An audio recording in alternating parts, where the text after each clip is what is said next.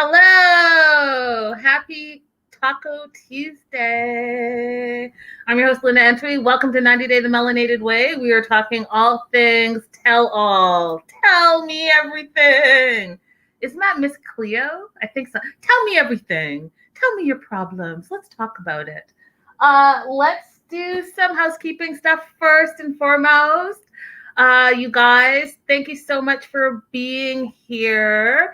Let's do this first. So support the show, y'all. Support the show. Linda So Girlie on Venmo and on Cashapp. Please support this show. Without you guys, it's not possible. And, if you're not into long-term relationships, right? Who wouldn't want to be in a relationship with me? Also, check out my Patreon for some exclusive content that I only do for my VIP subscribers. We do have a couple of new subscribers that I wanted to shout out. Janice, thank you, Janice, for joining me on Patreon. And Jennifer, thank you for joining as well. And then Megan, Beth, Rebecca, Marianne, Radella, Donna Lewis over there on the podcast version, and Day Ones, Danielle, Linda, Lydia, Brianna, Crystal, Nicole, Jaleesa, Dr. Jaleesa, and of course, Amanda. Love you guys. Appreciate it. What up, live chat? Y'all are popping in there. Hey, family. Special shout out to Amanda and to Lydia. So as you guys know, I normally do my show on Mondays. And yesterday, Monday, was a little bit of a special anniversary for me, so I had to take it off. Anniversary of my dad's passing, and it was just like a really heavy day. So I just needed to take a moment and just honor my dad. So thank you guys for being so flexible with me and joining me today. And hey, Trina from Canada. I'm from Canada. Hello. Oh, Canada, our home and native land. Okay, I'll stop. What else do I want to say? I want to say just let's love on each other, you guys. There's a lot of stuff going on in the world, especially in America. And I just feel like, hey, Celestial. Hey, girl, hey. Oh, thanks, Lori. I really needed to take a day. I appreciate you so much for saying that. I did. I'm starting to really learn. Hey, Annabelle. I'm starting to really learn that you need, take your mental health days. Take your days when you're not feeling it. It's okay to shut it all down and regroup and all of that stuff. So I think that that's important. There's someone I needed to say thank you to. I think it's Janice. Janice, it is Janice. So Janice, if you're watching, listening to the show on the replay, wherever you hear it, I appreciate you. I got that Venmo from you, and I just really appreciate you. So shout out to Janice. And let's get into this tell-all, because you guys, the tell-all to me was super duper. And I want to know, because I'm going to cover it tomorrow, but how many of you guys watch Stephanie's Sofa Talk, quote unquote, on her Instagram? And if you haven't, I'm trying to repost it, but it's super long and wordy and it's kind of hard to get through. I will get through it and we will talk about it, but Stephanie did her own version of a tell-all, and I thought it was hilarious that she uploaded her tell-all exactly the same time that the tell-all was airing on the East Coast. So she was doing a rival thing. Lydia said, I tried, I couldn't finish it. It was painful. And Maria says, I tried with Stephanie, LOL. And Radella said, I did, cray cray. So yeah, we're going to talk about it. And yeah, it's a mess. It's a mess. But you know what? She brings the crazy, and I'm here for the crazy. I think that had they added Stephanie and subtracted Andrew, that would have been okay with me. Do you know what I mean? And I'm not just saying it because, it's Andrew. I'm just saying this first part of the tell-all, I don't feel like he brought anything to the table except for the last 3 minutes when he brought in super drama. But we'll talk about it. So let me get into my first question for you. My first question for you guys is, did you think Sean asked better questions this tell-all? So did Sean do a good job? Because I know that the online community tends to drag her, especially for the tell-alls, that she doesn't ask the questions that we want to hear the answers to. So with Bears All, I feel like she's kind of opened up a bit. And so my question to you is, did Sean ask better questions this tell-all? What did y'all think? So much going on. Okay, so tell-all. I agree with you, Maria. Maria says, I think she's more free when it's the Bears All. I agree. And Lydia says, Sean never asks the questions we need answers for. I feel like Sean needs to dig deeper. Do you know what I mean? Like, it's called a tell-all for a reason. So let's get into the nitty-gritty and let's talk about the things that we really want to talk about. And I'll get into that a little bit later as well. So my favorite part, you guys, which is interesting, was the beginning of the tell-all. So when they were all walking in and it was the behind the scenes, I really felt like that was the time they were being open and honest. And it reminded me of the tell-all that leaked, where they were all like running amok. It was a 10-hour tell-all and all of it leaked. And I remember sitting there and literally watching, not 10 hours straight, but watching the full tell-all and being completely enjoying because they were freer. So Brandon and Julia arrived. She's excited to do the tell-all. And I have to tell you guys that she was the MVP. She was like the comedy relief to me. For this tell-all. Like, her little digs were cracking me up so much. I just loved it. And then when she was with Brandon and Brandon's like biggest fear was people are going to ask him why he's a mama's boy, I died of laughter. It's like, okay, Brandon, so you do realize that you came across that way. What do you have to say about that? Like, that's the question I would have asked, right? Like, you have Betty and Ron there. You have Brandon and Julia there. Brandon, what's up with you not standing up and being a man? Like, why are you deferring to your parents and especially your mom all the time? Like, why don't we ask that question? But, whatever. And then I loved the fact that Julia and Yara seem to be like almost BFFs, which brings me to my next question. Did I bring it? I didn't. I think Julia and Yara are like BFFs. I think that they have the same background, and I think they have similar personalities. And even when Julia was like, I really like Yara, and I like how she shit talks me, and they shit talk each other back. And I even noticed on the tell-all that they had each other's back. So even though they were sparring, they still were like, oh, I got you, and like smiling and laughing through it. So I thought, oh, this is going to be a new BFF.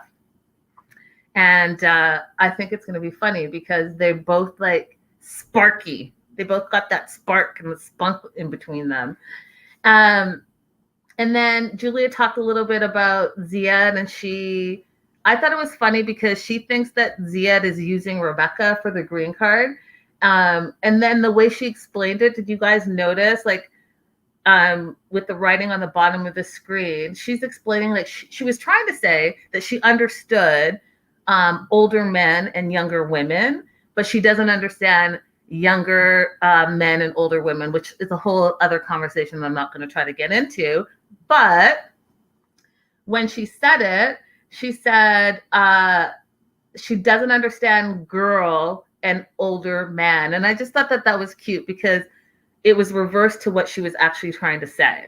She was trying to say, like, she understands the other way, but she doesn't understand the other way, which, I think it's called May December romance. May December romance can happen either way. Your partner's your partner. Who cares how old they are if you really enjoy each other? But I'll tell you what, Ziad and Rebecca, that was a whole thing. Now, the second thing that I thought was interesting was the Yara, Natalie, Julia, and I felt a little jealous. I felt like I needed to speak Russian because I loved the little tit for tat that they were doing, speaking Russian so no one else could understand them. And then Natalie going after Rebecca was a surprise to me. I was like, oh, what's that all about? Because as you guys know, I already told you, if you watch the show, that Natalie is one of the people that blocked the Melanated Way. And so when Rebecca said that she had reached out to Natalie and Natalie didn't respond, and then Rebecca was like, well, I think I posted something and she didn't like it. And then Natalie comes in all kind of crazy and with an attitude. Did you guys know that she did it? Did you guys notice this too, that Natalie didn't interact with any of the cast members? Like, she came in with full on attitude, sat down, and I guess she was upset, and we'll talk about that shortly. But she came in and she didn't say much to anyone. She walked in with this breeze, nose in the air, and then stormed out, came back, and the first thing she does is start talking Russian and start talking shit about Rebecca. And I was just like, oh, whoa, this is going to be a whole show. That's why I was like, the behind the scenes was the most interesting to me. Maria says she's a different kind of machine than most. And Lydia says they were too low class for her. And Amanda says, yeah, why would she have an attitude with everyone else? We're all mad at Mike right now. And Annabelle says her nose was high up in the air. Facts, Annabelle, facts. So more like chit-chatting going on, which I thought was awesome. I was really like entertained by it. And then they're talking about Mike, and I thought it was interesting to see who liked Mike and who didn't like Mike, like Team Mike versus Team Yara, Team Amira. And I was surprised. And I think that this is why Jovi, if you guys remember, Jovi's the only one that took to social media to come to Mike's defense. And I think that we're going to see in part 2 the more alignment, like you're either Team Amira or you're Team Andrew. But Andrew is doing the most. Andrew is like super diva as well. Oh yeah, I think Annabella's belly. It looks like belly on her profile picture. She updated. She's got a new do. She updated her name. So yes, hey girl, hey. And then so I thought it was interesting. So he comes in and Andrew wants to talk about how he's trying to find a healthy way through his breakup. And I was like, oh, so you're just really about the gaslighting. And he's here, you guys. This is what I believe. I believe he came to the tell-all because we didn't need him on the tell-all. Think about the 2 hours you watched on the tell-all. He maybe talked for a total of 10 minutes. And in that 10 minutes, he was only complaining. He came to the tell-all because Amira cut him off.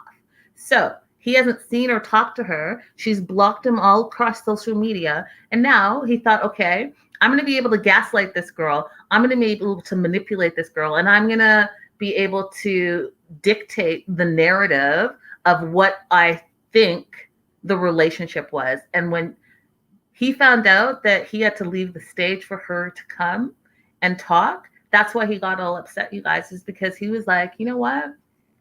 This is my opportunity to see her and to talk shit and to do this and this and this. And they cut it off. So he wasn't mad because think about it. They're like, hey, we're giving you equal opportunity. She's going to tell her side. She just doesn't want to see you and doesn't want to talk to you. And we'll get to that too. But I just was laughing because he thought he was going to continue to gaslight this girl. And for a narcissist to not be the center of attention. And if you guys were watching closely, because of some of the things that I was paying attention to, I was like, oh, I get it. He's sitting by himself off the side. And even when they were panning, sometimes you couldn't even see him. He was like the afterthought.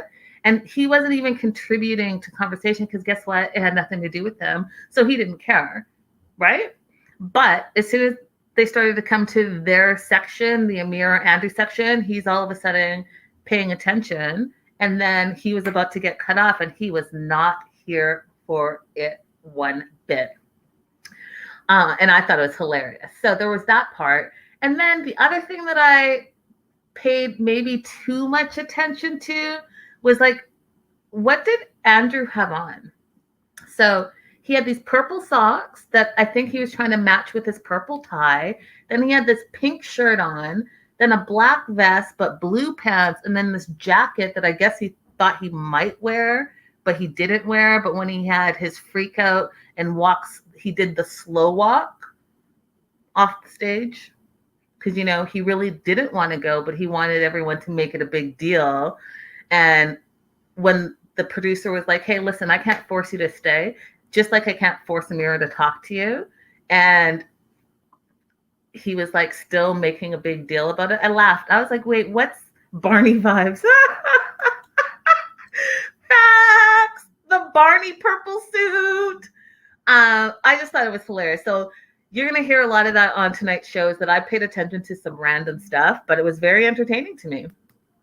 So then Natalie comes in. And so, okay, first, Mike comes in, and Mike comes in by himself. And my first thought was, where's Natalie?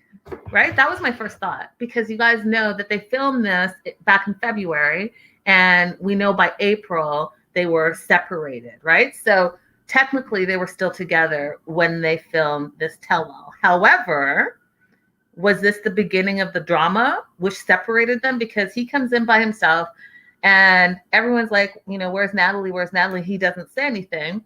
Natalie comes strolling in. And then to camera, you guys, when she said in a perfect world, she'd be by herself and not pretend everything is fine. I was like, wait, what? Okay, wait, what? You're going to need, I need some questions answered immediately. So you got married. Are you saying like in a perfect world, you would still be in America with your green card without your husband? In a perfect world, you would come to the tell-all without Mike and then tell the truth about your relationship? In a perfect world, you would just be by yourself. Like, I need you to clarify what the hell you mean, because that's giving me nothing.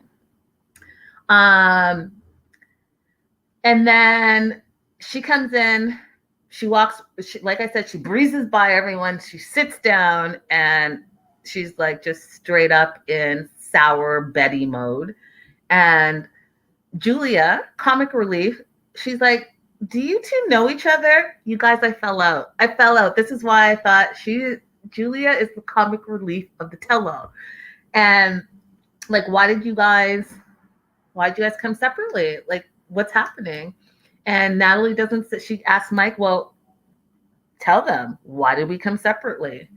And meanwhile, to camera, Mike is saying he's used to getting the silent treatment from Natalie, and it was a hot mess. It was a hot mess. And Maria says those two don't belong together. Everyone say hi to Happy Mood. Hi, Happy Mood. I think that you're brand new. Dominique says he was a hot mess. Yes, Andrew was definitely a hot mess.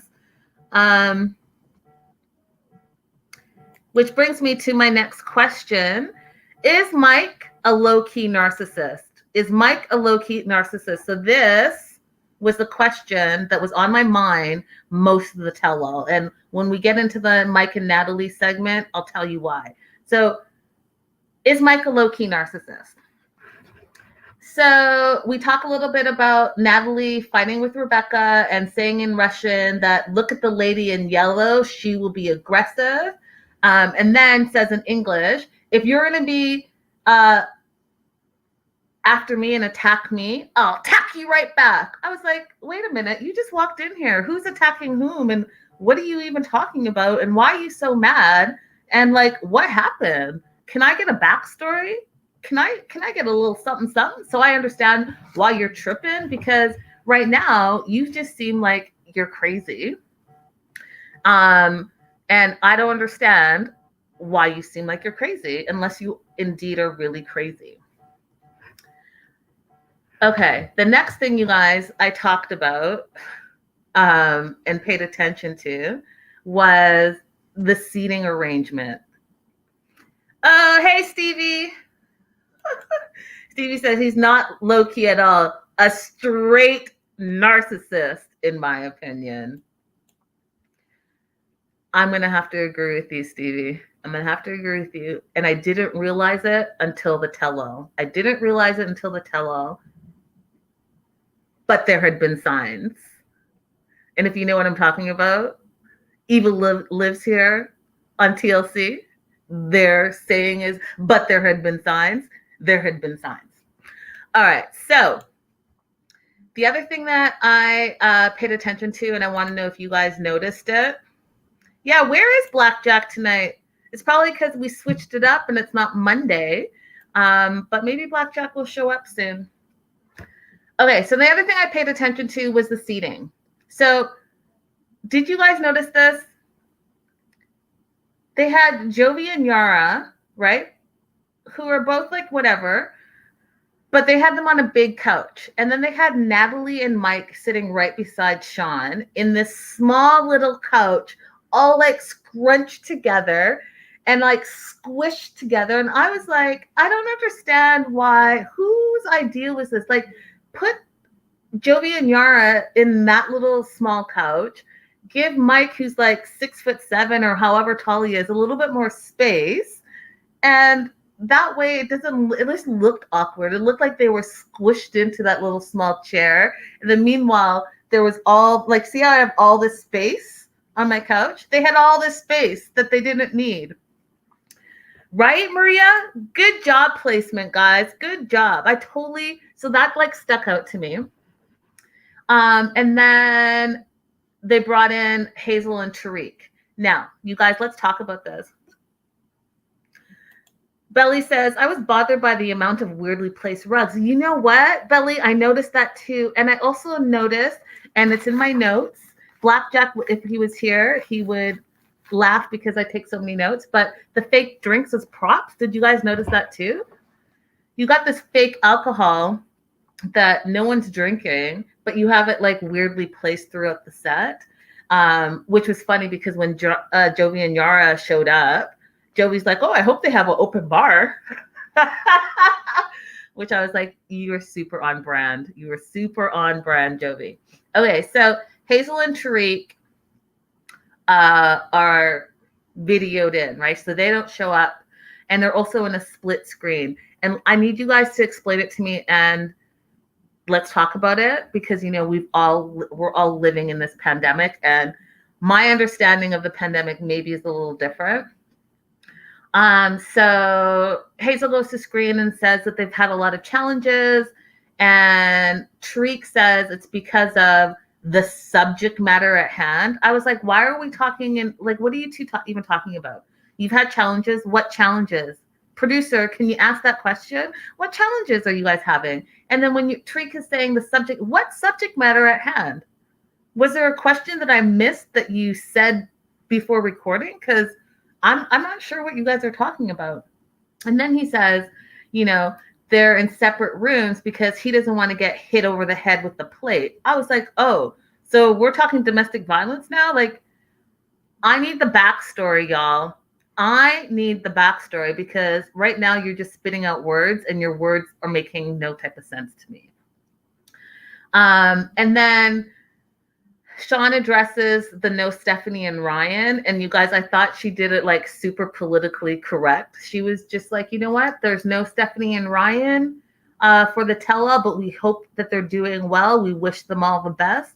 I was like, y'all, see, Stephanie said that she was not invited to the tell-all. And if you guys haven't followed her off-screen drama, she has alleged a lot of things about TLC and Sharp Entertainment. So instead of saying, hey, I wasn't invited, you should say, hey, I wasn't invited because I said TLC did XYZ and Sharp did XYZ allegedly.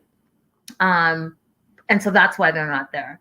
And if you guys, for my subscribers, News and Gossip, when I talked about that story hasn't ended. So the first question that we had, where are we going to see maybe Harris and Ryan show up in the tell-all? I guess not, since she's saying there's going to be no Ryan. She didn't say, however, that there wouldn't be any Harris. So part 2, maybe we'll see Harris. I don't know. But I will say this. I think that there's footage to wrap up that storyline because the way they ended the season, we don't really know what's happening, right? The last thing we hear is that she's taping Harris's picture to the fridge, and meanwhile, Harris is kissing his wife. So we'll see. I'm going to jump into the live chat real quick. Amanda said, maybe it'll make more sense in the second part. I feel like they were on a non-entity the first part. Yeah, I agree with you.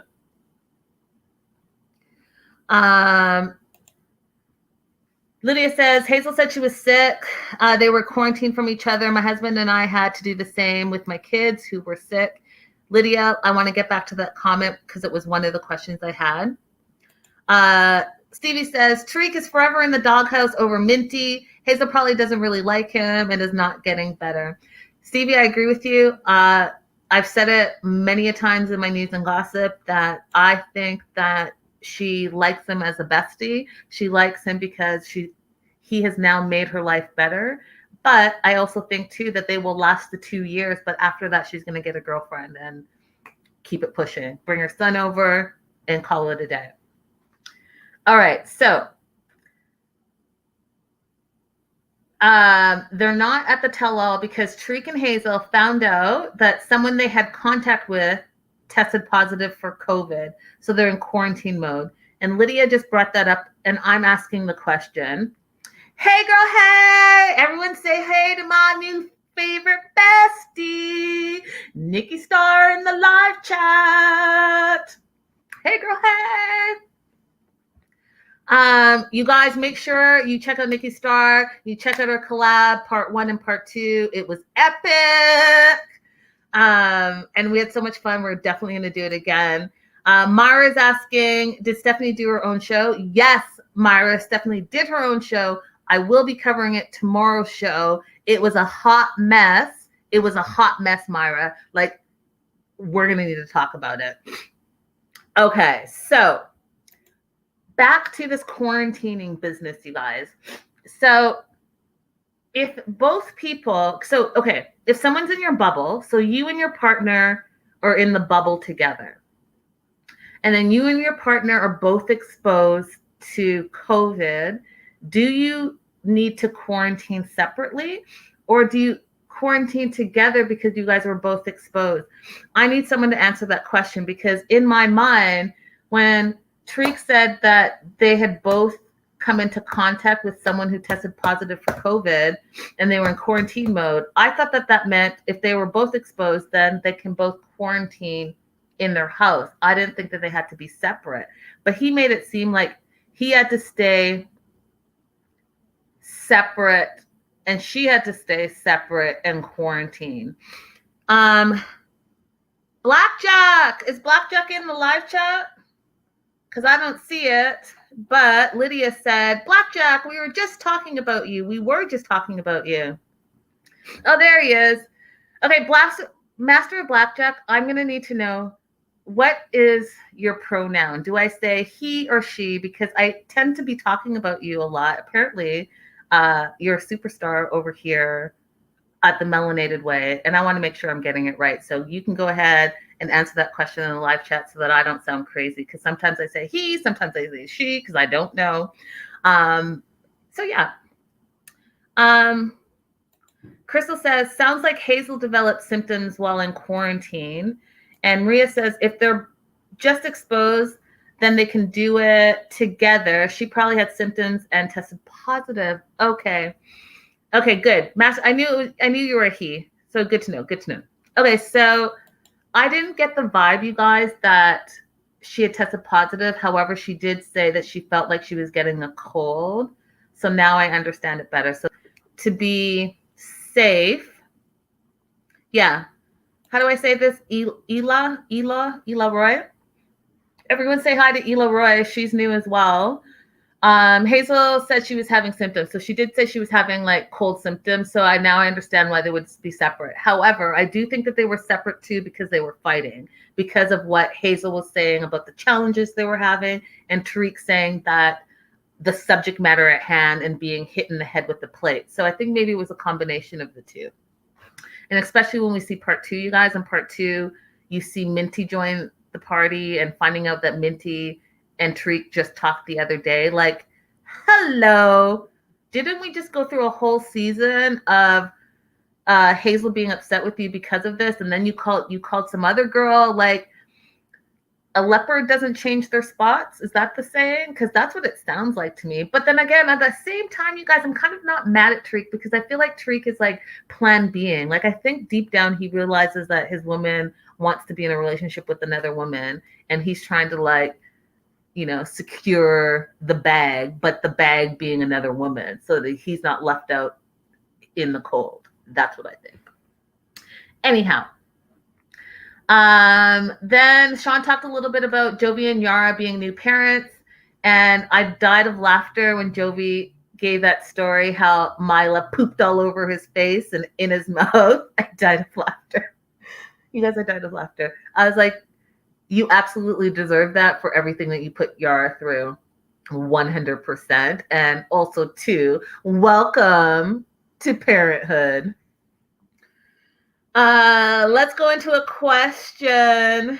I already asked this. So, because we're talking about Jovi and Yara, and we'll talk about it some more. But, hey, TG. Hey, girl. Hey. Are lap dances okay to have pre and post marriage? I want to talk about it. If you're in a relationship, you and your partner are exclusive, but maybe one of you or both of you enjoy going to the strip club, is that okay? Because I personally don't see a problem with it. I think that you can go to the strip club and have a great time and like bring home that great sexual energy for your partner. That's what I think. However, adding the extra lap dance, is that okay? That's my question to you. Lydia says, I'm fine with it. Just come home to me. Maria says, I think it depends on how physical it gets. And Mara says, didn't Jovi go to the champagne room? Yes, Jovi did get to go to the champagne room. And we'll talk about that some more when we get deeper into their segment. But I was just curious. TG says, no love in the club. And Annabelle says, not the private dance where there are no witnesses. Y'all in the live chat are harsh. I mean, I don't know if I have a problem with it, but I see that you guys are not really feeling it. So let's talk about Mike and Natalie. There's so many things that I want to say about Natalie, like so many things. Okay, so first I want to say something that I noticed, because I told you guys I was noticing random stuff. When they did the playback of Mike and Natalie, her and Sean were wearing the exact same colors. Did you guys notice that? So Natalie wore red for this tell-all, and the other tell-all that her and Mike were in, she wore red as well. And then hosting, Sean wore yellow, and on this tell-all, she wore yellow as well. I was like, oh, Nikki's like, hell no to the champagne room. Hell no! So I thought that was interesting. I was like, someone should have looked at that, because it looks to me like you're always like, okay, let's use the primary colors, which we all get in entertainment, but switch it up. You're not always going to be in red, and you're not always going to be in yellow, especially if you're going to play back segments where I'm in the same color again. Just thought it was a little weird. Thought it was a little like a production tafu, in my opinion. But again, I pay attention to weird stuff. So they're sitting there, and Sean is asking Natalie some questions, you guys. And what irritated out of me was that Natalie would turn her head away from Sean and just stare at Mike before she answers the question. I was like, what is this craziness? What is that? Are you staring him down like you're trying to intimidate him? Like, what is happening right now? Because I don't understand.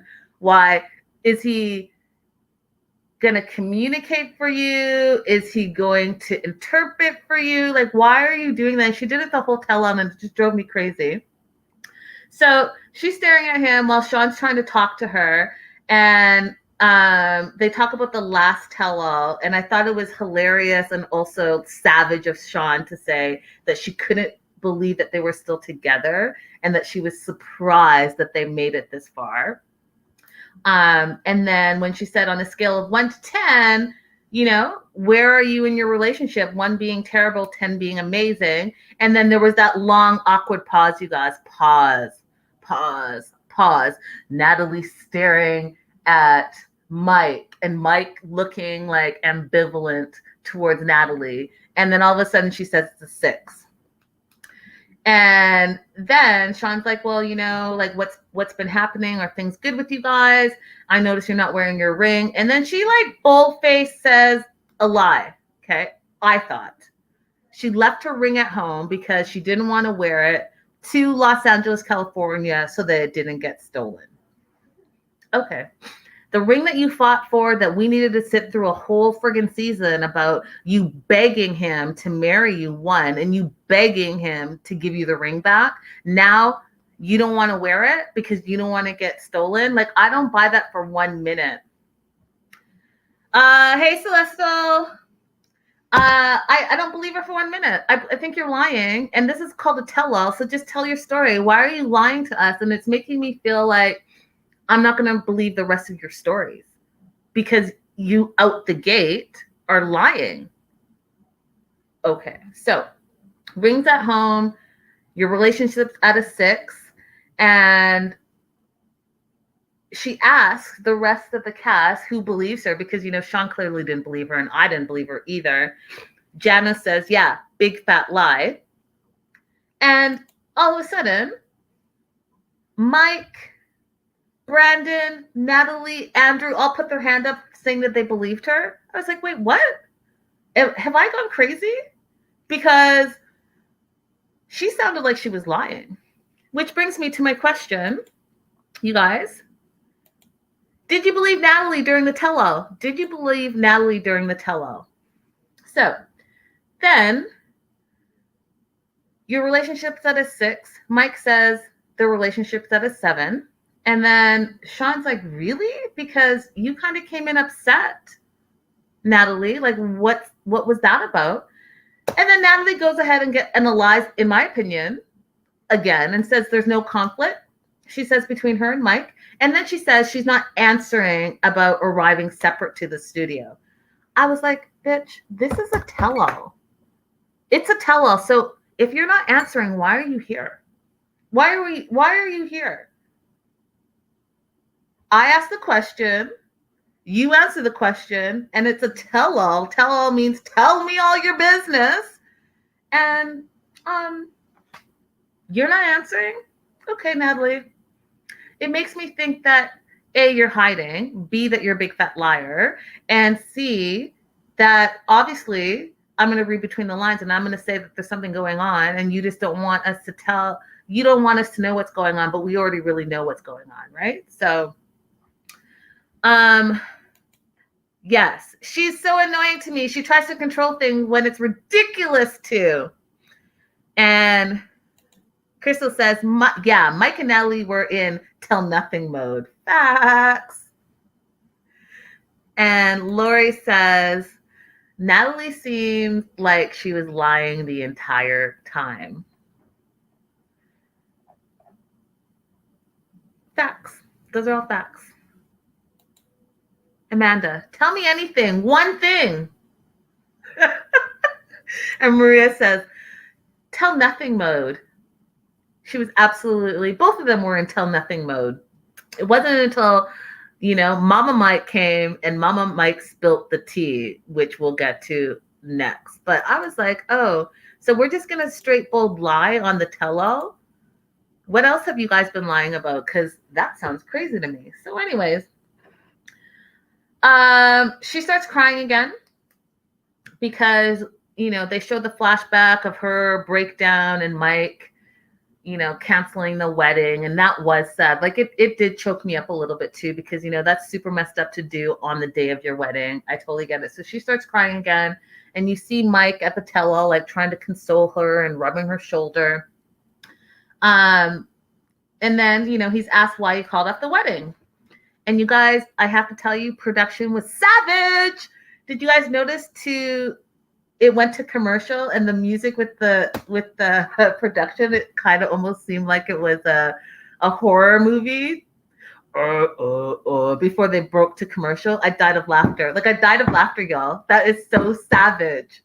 Anyhow, he's asked why he called off the wedding.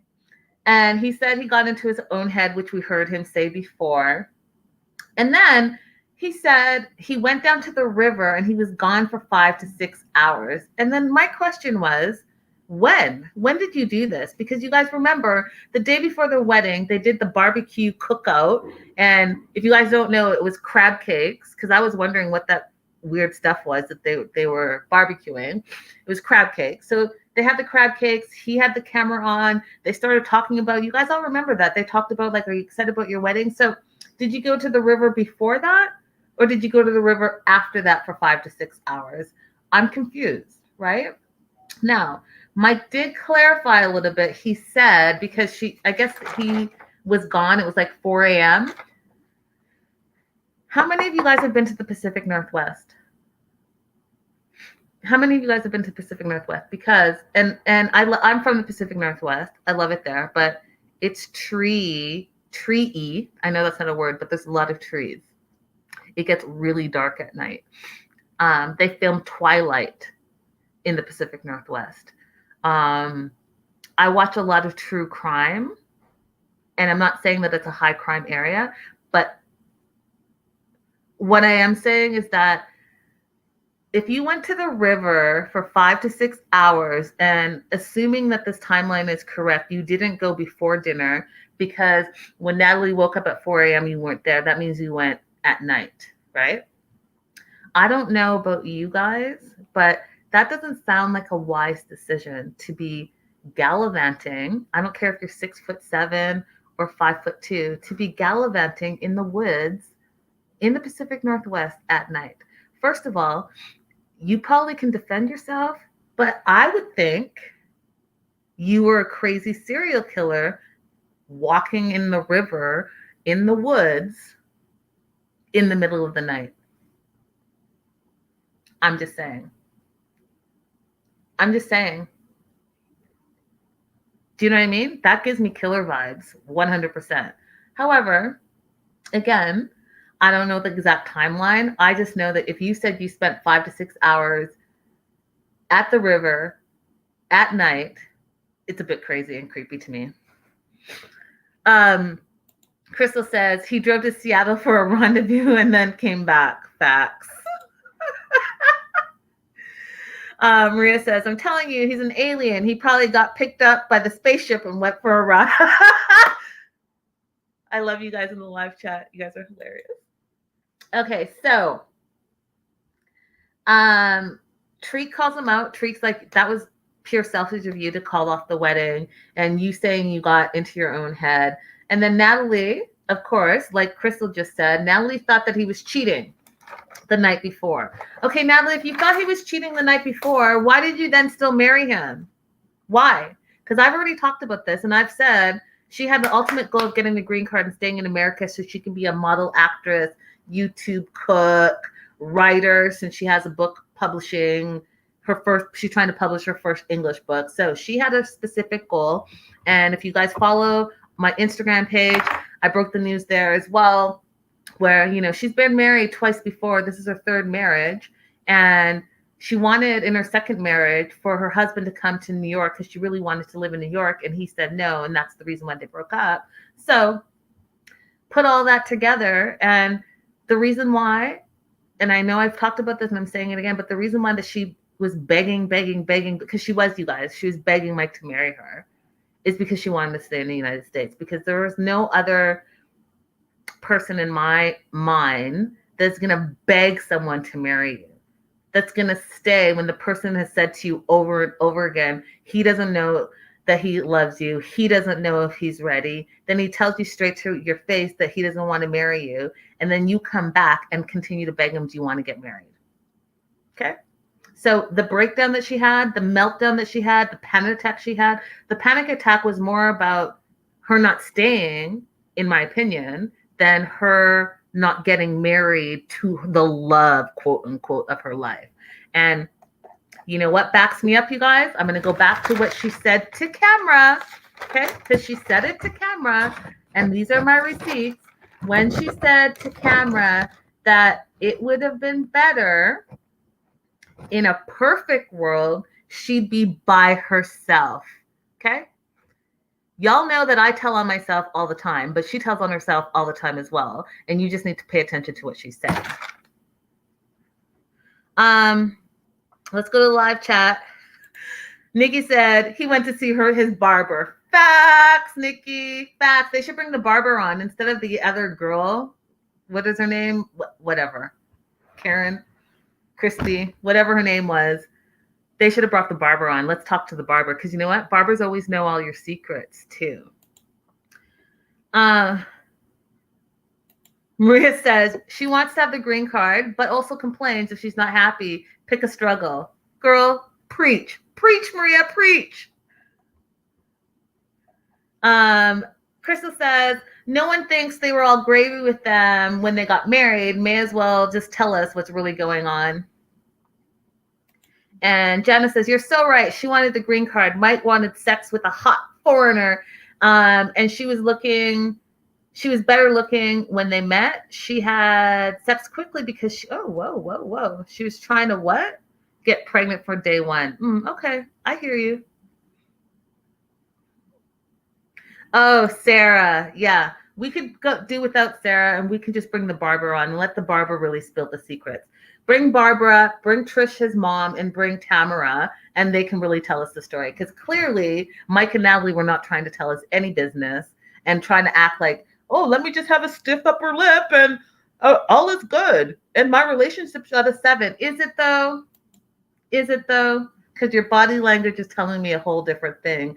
And Natalie's attitude is saying the most. Okay. Then, yeah, Belly, I agree with you. It is interesting that they didn't touch on how rude she was. But again, I feel like even though this was a better tell-all question-wise, I don't think that we ever get the tell-all, which is the nitty-gritty, the questions we really want to hear. Just in my opinion. So, you guys, something else that I paid attention to, and again, I am not great with makeup, you guys, and you guys can tell me to watch YouTube videos. You can tell me this and that. I just don't have the patience to like do the contouring and blah, blah, blah. And like an hour later, you're still doing your makeup. Like, I just don't have time for that. I would love to know makeup and do makeup better. If I can get ready in 30 minutes, it's probably not going to happen. But however, I did notice that when Tamara came on, she had the blue eyeliner to match her blue shirt. And I am just curious because I am not a makeup guru. Is blue light eyeliner back in? Because isn't blue eyeliner from like the 80s? I'm curious. And I only say that because between Tamara and Uncle Bo and Trish, I feel like, okay, this is my theory, you guys, and I'm not Tamara's bangs. Okay, you guys. Okay, so I'm just saying it's an observation. This is my theory. So I feel like sometimes there are people who have their best decades, right? So in your decade, you get this great haircut or great look, and everyone says how amazing you look. And as you get older, your mind keeps you in that decade, and you keep the look because you feel like that was your best look. And I give you my examples. So Tamara with the hair and the blue eyeliner, Trish, Mike's mom with the bangs and the thing, Uncle Bo with his hair and the to me, those are all like super 80s, right? And in the 80s, that was a fire look, I'm sure, right? Like that's what people were doing. And so because they were like, hey, you probably scooped up your partner, probably went on a lot of dates, you probably went to the club, that was your great look. And some people don't then continue to update their look because they're like, hey, I was fire, so I'm just going to stay fire and keep it the same way. That's how I feel. So I don't know if blue eyeliner is back in because I don't keep up with the makeup trends, but I will say that I thought it was interesting that her blue eyeliner matched her blue shirt, and I think it was intentional. Oh, everyone say hi to Spiderweb Walker. Uncle Bo in 1986 with that mullet. Hot. Maria says, Uncle Bo is a whole different issue. And Master of Blackjack says, Tamara needs a Medal of Valor or something, being in the line of fire for nothing she did. And Maria says, that's it. That's how people are when they're stuck in an era. And Lydia says, the semi-mullet. And Raydella says, I'm like you. I hardly wear makeup. I'm not the one to ask. And Amanda says, it's not back at all. Okay, so it's a consensus that it's not back. Glad that I know that, but I just noticed it. It was very blue. So Natalie's crying. She says, and she calls Tamara out by name, y'all. She calls Tamara out by name and says that maybe Mike, since he wasn't home at 4 a.m., went to a bachelor party. And Tamara's like, I never said that. Okay, so again, Natalie, we're at the tell-all and you're just lying to us. You're lying to us and you're lying to our face, and I'm trying to figure out why you're lying, because it doesn't make any sense. And why would you call someone out by their name when you know that someone's going to be right there on the screen with you? It doesn't make sense to me, but whatever. And then Mike starts talking about whether he wants to deal with Natalie's jealousy every single day. He doesn't know. Well, too late. It's too late. You've been with her for a few years, and then you said you didn't want to marry her, and then you did marry her. And then bring in Tamara and Trish, and Tamara's like, I felt like Tamara, you're a great neighbor. You're a great neighbor, Tamara, and here's why. You totally were there for your neighbor. You went above and beyond. You drove 6 hours back and forth. You dealt with someone else's drama, and you were there to stand up, video the wedding, all that. You know, bravo, slow clap to you, standing ovation, all that. And then you come on the tell-all, and someone tries to call you out by name and call you a liar, and you still talk about the love and how you were surprised that the wedding was called off and that you've been around them and you've seen sparks of love and all of that stuff. I was like, listen, you're a better woman than me, because what you're not about to do, Natalie, is me do all the things for you, not ask for a dang thing. And then what you're not about to do is turn around and call me out by name and call me a liar on national TV. That's what you're not about to do. But that's just me. So Trish said the most. So when Trish said that Natalie had no respect for Mike, that she was too jealous, she was constantly trying to change him and his life, that they fight too much, she basically was saying that Natalie is trash. And then she went further and asked Tamara to stand up at the wedding, you guys, and be the one that objects. Now, I thought that only happened on TV. Can you imagine someone close to you or someone you know says, hey, you know what? I can't be at the wedding. However, I want to object to the wedding. So can you do it for me? I can't imagine being put in that place. Like, of course you're going to say no, because you don't want to be the one that has wrecked the wedding. However, if the mom really wanted to do it, couldn't she just like have called Mike and FaceTimed him and been like, hey, turn this to the officiant. I want to say something, and done it that way. But you're not going to do that because you're going to piss off your son, you know? So,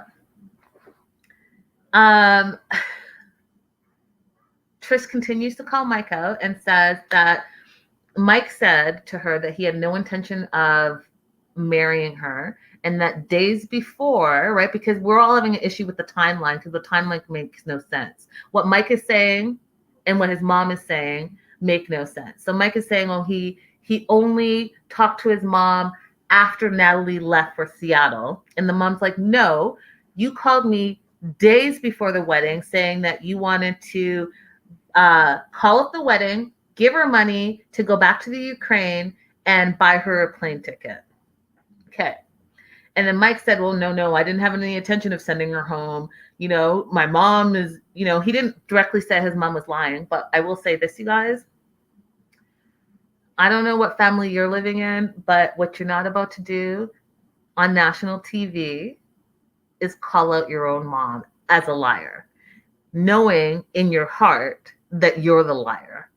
Okay? That's what you're not about to do. And that's why I asked you guys earlier if you guys thought that he was low-key narcissist, because who throws their mom under the bus? Who says their mom is the liar? Unless you have a history, and let's not get all deep and philosophical about it, but who does that? Really? Especially knowing that you're lying. Okay? Especially knowing that that you were having doubts the whole way through. We saw it the whole season. Even when Natalie called you and said, hey, I got my K1 visa. I have 22 days to get there. And you low-key didn't want her to come. And instead of being happy, you're like, oh, that's a little surprising. It seems so quick and la, la, la. And you low-key were in a relationship with someone. And that's why you were like, oh, snap. This woman's coming over. I kind of don't want her to come over. You should have said that, but instead you let her come over. And then you were all huffy puffy the whole season. Oh, Master of Blackjack. Can I just tell you guys that the YouTube stuff is super, super new, and the super chats and super stickers are amazing, and I'm new. And Master of Blackjack, thank you so much for your support. You were the first one to pop my cherry. You're the first one to support the show, and I just appreciate you so much. But Master of Blackjack says, what's worse, a guy that gets a lap dance with his friend for a bachelor party, or a guy that doesn't have a party because he has no friend? Which is funny that you say that, Master of Blackjack, because Tamara basically said that on the tell-all. You guys, did you notice that? When Tamara was like, yeah, I never said that Mike went to a bachelor party. And then she kind of pussyfooted around it, because first she said he doesn't know anyone. And then she said, because he doesn't know anyone, which means he has no friends. So which is worse? I think you don't have a party because you have no friends is worse. And what does that say about your personality? And why do you not have any friends? Why? So after that, after Trish lays it all out and lays out the timeline, because you saw in Sean's face, you guys, Sean was like, I don't believe this timeline. I don't who's telling the truth and who's not telling the truth. Kim says with COVID, he couldn't have a party. Okay, I'll give you that. But Kim, what I do want you to also think about too is what friends, even in the first season we met him, and this season, what friends have we seen him with on the show besides Uncle Bo and his barber? You know what I mean? Pre-COVID, when he's in the jam, who does he call? He calls his mom. He doesn't call a friend. And we've seen Natalie we've seen all the cast members call a friend, tell a friend, this and that.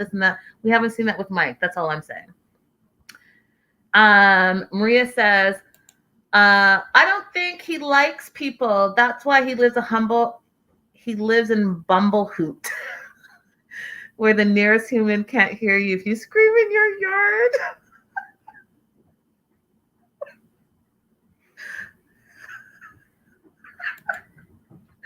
Master of Blackjack said we never saw one friend of Mike's. Oh my God, that was so funny. Who just said that? I need to remember your face. Maria, you're hilarious. Okay, so back to the show. So we know that the mom wanted to stop the wedding, and Natalie's crying at the tell-all because that really is a shitty thing to say. And my question to you is how do you then now have a relationship with your mother-in-law, knowing that your mother-in-law wanted to stop your wedding?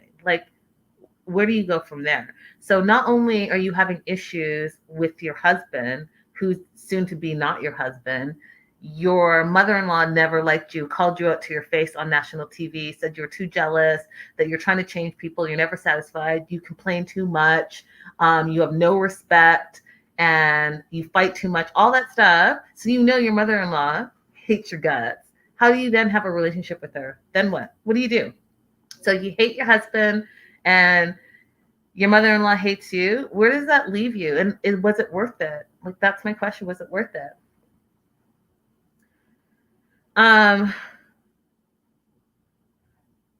So I'm just curious. I don't know. So Mike says he had mixed feelings about what his mom did, but she can understand her concern. But it was not right, which I agree. It was not right to ask someone else to do it. But think about those words, you guys. Master of Blackjack, everyone says, be right back. Wait for me. Y'all, Tuesdays are cracking me up. You guys in the live chat are crazy. Funny. Okay, so let me ask you this and hear what I'm saying. So Mike says he has mixed feelings about what his mom did. Mixed feelings, you guys. It's all in the details. And then says, but he can understand her concern. Not right to ask someone else to do it. Okay? He didn't say that she shouldn't have done it. He didn't say he was mad. He said he had mixed feelings about it, and the wrong part of it was to ask someone else to do it. The right part of it, you can infer, was if she did it, because guess what? I bet you if she did it and objected, he wouldn't be married. He would have listened. And all in those details, you guys. Super crazy. What about the couple he met Natalie through? They had dinner one night. She was from Ukraine and knew Natalie. What about the couple he met Natalie through? Janice, I don't remember that. I'm going to have to go back. They had dinner one night. She was from the Ukraine. Oh, you are right. And that's why Mike wanted to go Ukraine route, is because his friend met his Ukraine wife. You are right. So there is a friend. Master of Blackjack, and I stand corrected. There is a friend that showed up in their very first season. You were right, Janice. There was a friend. Where was that friend? Why didn't the friend help him during his whole wedding process and his whole jitters and all of that? Amanda says, is an objection like legally binding? I feel like the only time I've seen that is from The Graduate. Yeah, I didn't know it was a thing, Amanda, either. I've only seen it on TV. Maria is hilarious. Is Maria a comedian?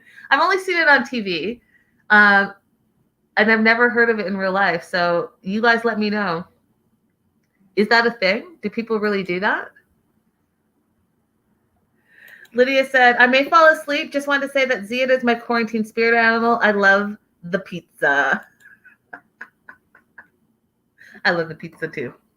Okay, so moving on. Jovi and Yara. Y'all, I can't believe I'm only on Jovi and Yara. I do take, Master of Blackjack says I take like copious notes. I guess I do. And I talk a lot. So let's get into this. Jovi and Yara, I noticed, you guys, something else I noticed is that Jovi and Yara both weren't wearing their rings either. I do feel like Yara was great on the tell-all. I think that we got to see a lot more of her personality and that she was real. And I love the fact that she had a great relationship with Gwen. And I just really feel like her and Jovi are in a different place right now, that they're new parents and all of that stuff. So we'll get into that. So Jovi talked about how the road to getting the 90 days and being new parents and getting married and all of that, that was the hardest. And for Yara, I totally agree. The emotional toll it all took was the hardest. Because we did see that she had a whole full-on baby basically almost by herself, because Jovi was away for like 4 months. And she had no one. And Gwen, still to this day, you guys, MVP of all mothers of the 90-day franchise from day one. She was there for her daughter-in-law, and she was there to just be like, okay, this is the right thing to do. And what I love about Gwen, you guys, is the fact that even though she's like, this, you're a husband now. She still guides her son. Do the right thing. And when she started calling him out for the strip tease that happened and the laptop that happened and her funny line, what did she say? Jovi has been on a bachelor party for 10 to 12 years. I fell out, you guys. I was like, you know what?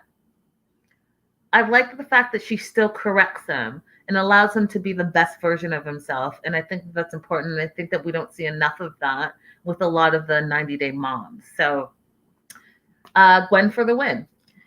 So they talk about the bachelor party. And the thing that I thought was interesting, you guys, is that I thought, because, Angela is big on having viewing parties. I thought that most of the cast watched the season how we watched the season to see how it was edited, right? We know Andrew does it for sure because Andrew's always talking about how, they're editing me to look terrible. But Yara apparently didn't watch because she didn't see the bachelor scene and she didn't see when Jovi went on Bearzall and did the lie detector test. So she's just seeing him, going up to the champagne room, getting a private lap dance, and hearing that, the dancer took off her shirt and was shirtless and was grinding on him. And then just finding out that he slept with multiple strippers. That's a lot, right? So she starts crying, and I get it. Like, that's the first time you're hearing this. That's a lot. And you just had a baby, so you're still like hormonal. It's a lot, but it also showed me that she's like just a real person, and her feelings got hurt. And she's like, I don't know what to say. Like, should I be mad because it's in the past, or should I be mad because I didn't know? And I appreciated the way she handled it because it is in the past. Jovi probably should have told her. But now you're married and you have a kid, so like pick your battles. That's how I felt about it. Janice says, agree. Yara was hard hit at the tell-all, but she said the right things. What am I going to do? She's right. She'll take it till she's had enough. Yeah. Maria, Andrew or not Andrew? Facts. Not Andrew. Not Andrew shows up all the time. So then they talked about the bachelor party. They talked about the lie detector test. And then I guess Yara didn't really know, what that was. And a few other cast members didn't know about the lap dance. I thought it was a little effed up, you guys, that Sean then turned to Tariq and said, Tariq, what happens in the champagne room? And my question in my notes is, why are you guys asking Tariq about the private lap dance? If anyone, you should ask friggin' Ziad. Ziad looks like he lives in the champagne room. But y'all going to go to the only black guy and ask him what happens in the champagne room? I don't know. I thought it was a little messed up, y'all. I did. I got to be honest. I thought it was a little messed up because he's urban. Like, really, I'll tell you what. Y'all go to the strip club and actually go see who's at the strip club. They look more like the Jovis and the Ziads and the Brandons than they do the Tariqs. Those are facts. Okay? Radella said Tariq had too much to say about other issues. His turn is coming. That is true. That is true. But I'm just saying, like, I thought that was a little messed up, but whatever. And then, so we find out what the lap dance is. Y'all, we all know we're all grown. Whether you've been to the strip club or you haven't been in the strip club, we all know what goes into the champagne room. We've all watched the movies. So, okay. I think it's funny, you guys, because and I've said this before, I think it's funny that Sean acts so conservative on Bearzall, because Bearzall, if you guys haven't seen it, they're always talking about sex, right? And every time Sean is like shocked and appalled that they say like all this sex talk and she never knows what it is. And so again on the tell-all, like, oh my God, I can't believe you went to the strip club and you like, okay, Sean, you know what? Go ahead and live your life. Maybe go outside a little bit, after this pandemic, and, live a little, let loose a little. Okay. So I thought that was funny as well. And then we see Gwen correcting Jovi. I thought that was great.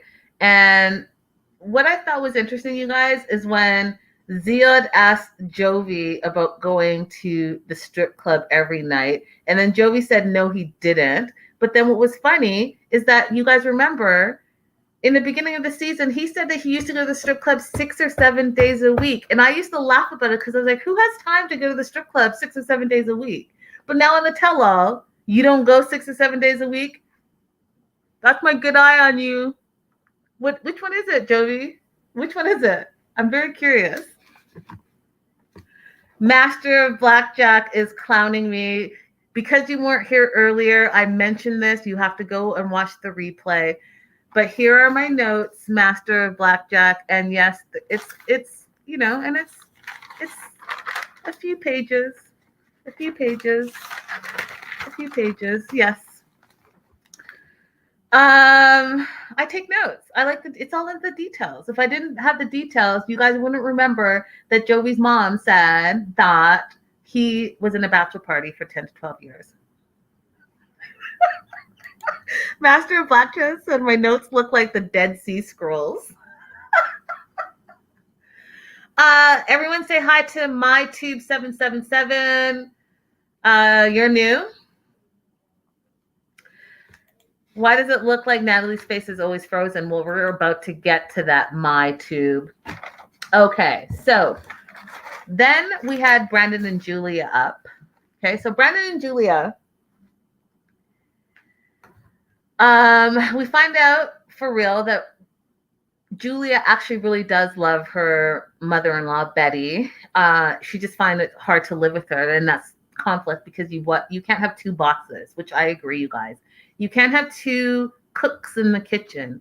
You can't have two people that are like trying to be number one in your partner's life. So your wife or your mom, what do you guys think? Who's the one that should stand out? So I get it. We've talked about this before. If you have a partner, you're married, your partner comes first and then everyone else. But what happens when you and your partner live with your parents in your parents' place? Who is the master of the domain? Okay, who's the master of the domain?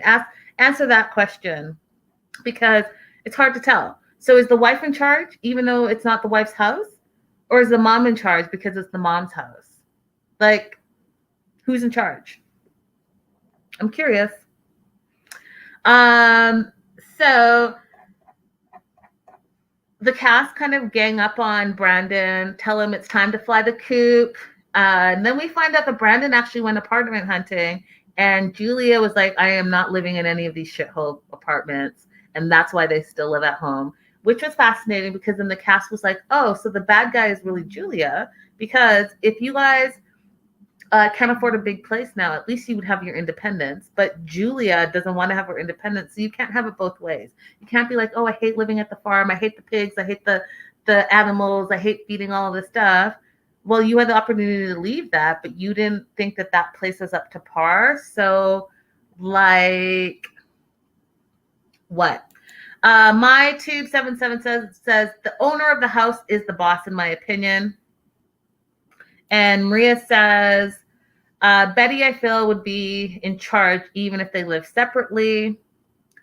And Janice says, should be the mom in charge. And Spiderweb Walker says, the mom is in charge. Oh, okay, you guys. And Black Shelly, hey girl, hey Black Shelly. The homeowner is the master of the domain. Oh, okay. I agree with Maria though. I think it's tricky. I think the homeowner is the master of the domain of their house, but that doesn't mean you're still the boss of the relationship. I don't know. It's tricky. I'm gonna go with it's tricky too. Lydia said the cast owned her. That is fact. They put it all out there. And so we hear Betty and Ron join, and you guys, they were laughing. Like, they were laughing. Did you guys notice how much they were laughing that the cast was actually giving it to Julia, saying, hey, you know what, you're in the wrong here? I was shocked. I was shocked that they were actually laughing. But they talked about dancing and her being a professional go-go dancer. And Betty wanted to say and let the whole world know that they had, in her words, quote, our son and Julia's best interest at heart, which just go to show me how she's still attached to Brandon, because she doesn't want to just say, hey, Brandon and Julia, we have their best interest at heart. She has to let everyone know, as if we've forgotten, that that's her son. Oh, and Julia. So one house, two bosses. Who's the boss? We've talked about it. But again, they said, listen, they don't pay rent. They stay here for free. So the least they can do is, help around the farm.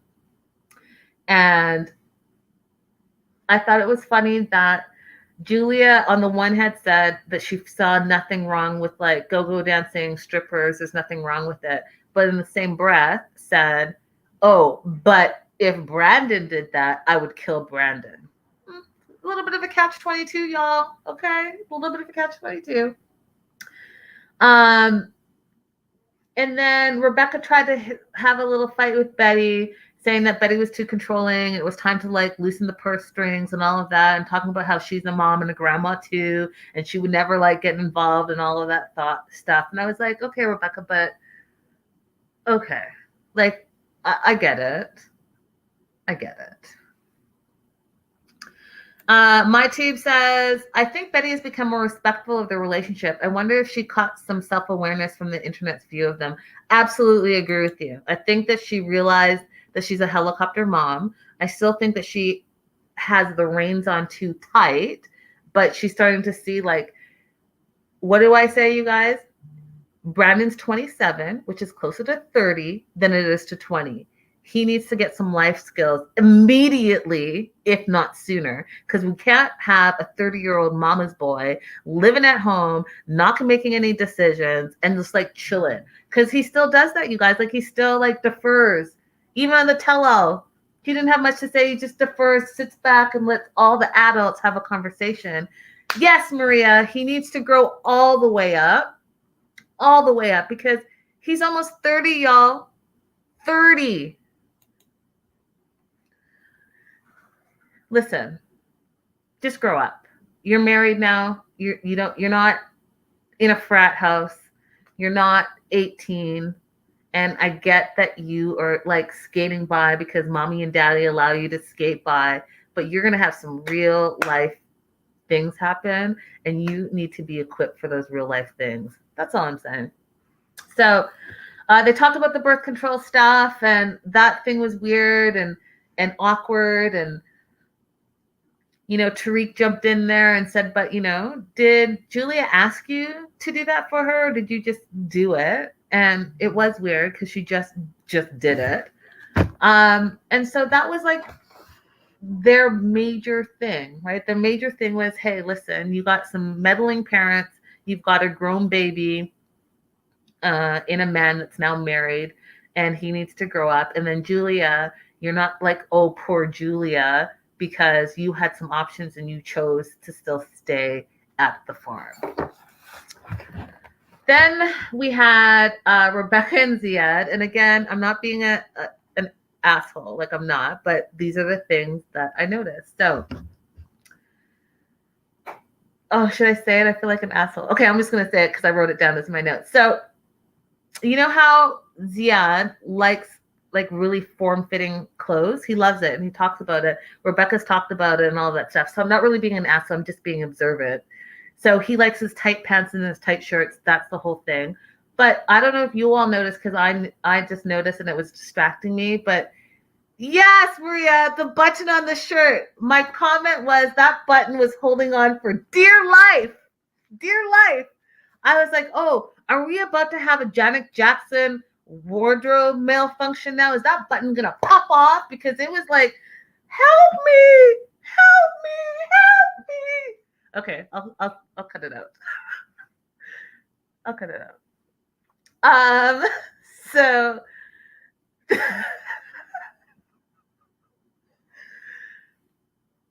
I'll cut it out. Okay, so their big thing was the age difference, right? And everyone in the cast was like, you guys don't look like you're 21 years apart, and you look amazing. But what I thought, you guys, which I think is super interesting to me, because it never, you guys, I can't look at the live chat. You guys are killing me right now. What I think is interesting that I never noticed before is I think that Ziad speaks less English than I thought he did.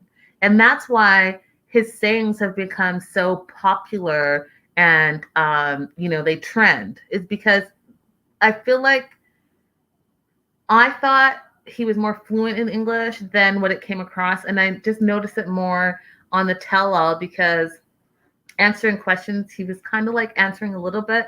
I was like, oh, okay. Which is totally fine, because like, how many of us speak more than one language? Not a lot of people. Hey, Danielle. Hey, girl, hey. She says, I giggle a little every time he says Rebecca. Yes, Maria. Maria, you are my soulmate, apparently. You think the same things that I think.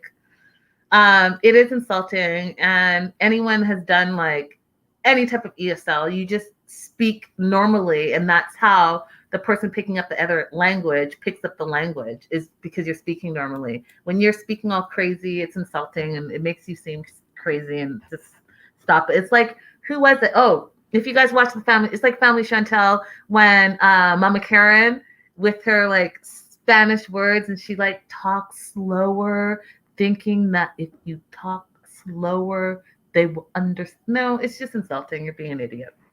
Okay, so the big talk was altering your image, right? So altering your image. And so Rebecca says that she got her lips done and something called Dysport, which I never heard of, but she said it was like Botox, lip injections. And then Natalie chimes in too and says Natalie got lip injections, but Natalie regrets it because she feels hers are too big, which is interesting because the internet has been dragging her about her lips. So I think it was interesting that she felt the same way. And then the camera pans to Julia, and Julia's face is all like squinched up. And that was the first time that I was like, oh, Julia's just definitely not for any type of cosmetic surgery. Okay, we'll circle back to that. Then Rebecca said that she got a mini tummy tuck, micro laser liposuction, and she got extra skin removed, which, you guys, that stirred up a big thing on the internet, by the way, because everyone was saying that she got like regular lipo, because I guess when you get lipo, there's some specific scars. And then she was explaining that there's a different type of lipo. It was like a whole thing. I'm not sure, like the whole nitty gritty, but she's down 2 pant sizes. And she's happy. She stood up to show the whole world. And you know what? You like it, I love it. You love it, I love it. Yes, Annabelle, girl, on our show we talk about it. I appreciate that she was owning it. I appreciate that they were all owning it, because you know what? The whole unrealistic beauty standards and, Khloe Kardashian and that whole thing with the unfiltered photos, and then you got to take it down. No, you know what? Be honest so that people know that you're real, and that these ridiculous beauty standards are all not, you weren't born that way. Do you know what I mean? And that's okay. I agree with Yara. If you want to get a nip or a tuck here or a poke here or whatever, do it if that makes you feel good, right? But be honest about it. Don't be like, oh no, I was born this way. Okay. Anyhow, then Yara jumps in, and Yara admits that she got her nose done and her lips done too. And she's funny. She's like, my nose was a potato. And that's when, Julia was like, oh no, like, I'm not for this. I think that you should just eat healthy and go to the gym. And that's when everyone like gave her the stank eye. Like, oh, everyone can't just go to the gym. It's like genetics, and it can be hormonal and all this stuff. And I thought it was interesting that Ziad was like, I want to get this tummy tuck too. I thought that was an interesting thing. And then Julia was like, well, you're young, just go to the gym. So how do you guys feel about that? Like, do you think that age matters when it comes to like, hey, I want to do this enhancement and this enhancement. Do you think eating a healthy life or having a healthy lifestyle and going to the gym is the answer? Or do you think that you can do both? Because what Rebecca said is he wants to go to the gym, but he also wants it to come faster, right? Which we live in the age where we want everything immediately. So I don't know. I think that it can be an individual thing. Master of Black just says, I can't go to the gym because it's been locked down for a year in Los Angeles. That pisses me off. Me too. And Maria says, Julia was so calling people lazy. Little girl takes several seats.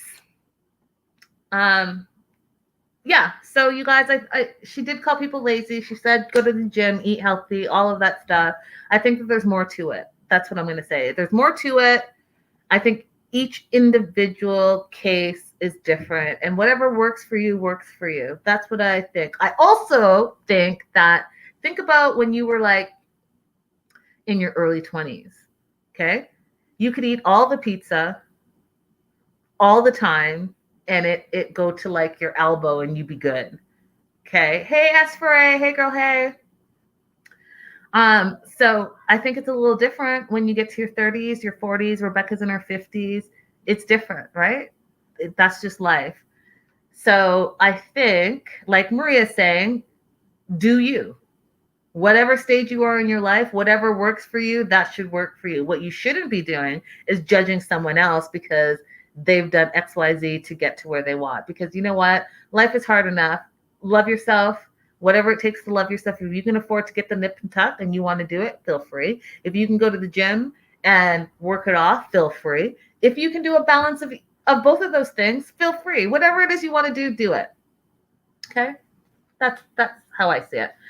The one thing that I did want to mention before I moved on to Andrew was the fact that people started talking a little bit about Ziad wanting Rebecca to look younger. And I don't know, I felt that to my soul, you guys. I felt that to my soul. I think that there might be a little bit of truth in that. I think there might be a little bit of truth in that because Rebecca looks amazing. And I don't know if you guys, I posted her most recent picture just like before I came online with you guys. And you know, her hair is dark. She looks amazing. Her skin is flawless. She's looking younger and younger. And I'm hoping that she's doing all of these things for herself and not because she feels compelled to because her husband is 21 years younger than her. Do you know what I mean? Like, I hope she's doing it for herself and not for anyone else. Because that's not the business. Do it for yourself, love yourself, all of that stuff. I'm not even going to get into the whole Rebecca thinking Hannah was hitting on Ziad. It was clear that Rebecca was just jealous and in her feelings. And even her daughter, Tiffany, was like, you know, you're tripping. And she was just doing some Southern hospitality and you're in your feelings because you were feeling insecure in the moment because it was a young hot girl and you were just doing the most. So that's all I'm going to say about that. The rest, I thought it was funny though when Tiffany was like, that's just her face, Mom. That's just her face. I was like, yep. Master of Blackjack, husband number 5. It's funny. So there's that. And then last and certainly least was Andrew. So Amira, she wants to do the interview separate. They do like some behind the scenes, you know, move closer to the camera. She doesn't want to see or talk to Andrew. She can't handle him. He won't control me anymore. Ever. Never again. Will he control me? Okay. I'm team Amira. I just was like, oh, we're already worked up. What happened? What did I miss? Because I've been sitting watching this for an hour and a half. What happened? So producer comes out, says that Andrew's going to have to leave because they're going to do separate segments. And Andrew has an adult tantrum. He doesn't think it's fair. He's going home. Doesn't make sense to him. He came here to tell the story in the graveyard of it all. And the way he talks to y'all, like, I cannot. But whatever. And we need to be in the same room. No, MF. You want to be in the same room because you want to gaslight her and you want to talk shit and you want to make sure you talk shit to her face. And guess what? As the narcissist that you are, her blocking you and not talking to you and you having no access to her is killing you. So the reason you came to the tell-all and you sat in the corner, you didn't participate the first hour, is because you thought you were going to have the opportunity to gaslight on national TV. And guess what? When the producer said, oh, you're going to have to come with me. We're going to film your segment. Your segment's separate. And in the filming, it's going to be equal. You'll tell your story and what happened, and she'll tell her story and what happened. Why are you getting so mad? And why then are you now walking? I'm going home, everyone. I'm going home.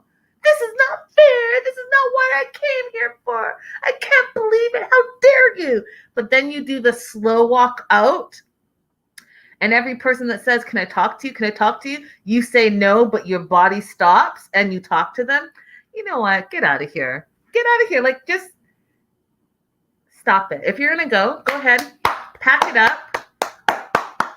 I'm clapping. Bye. You could have just been on the screen, not come to the studio, and I personally, Linda Antwi, would have been okay with it.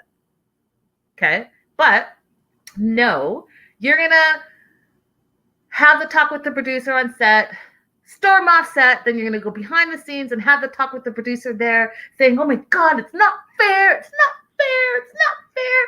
And then still slow walk out, get to the car, and not even the car, just get outside and be like, oh my God, it's not fair. It's not fair. It's not fair. Okay, are you gone yet?